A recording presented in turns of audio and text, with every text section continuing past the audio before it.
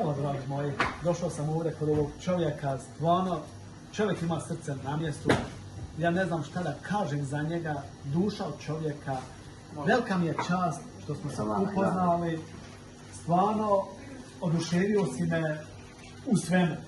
Allah nagradi ovaj prije svega vaš prekida, hvala puno našem Hajbabi koji nas je posjetio. Često djelima vas postigli ljudi ovakvi uz dužno poštovanje, mene ovoga postigli onoliko koliko dobro čini ovaj čovjek. Ono što želim reći je da u njegovim videoklipama ima zaista pouke puno. Oni koji imaju, što bi rekli, razuma i ja jednu veliku podršku i velika čast i zadovoljstvo da mi je došao ovaj čovjek ovdje.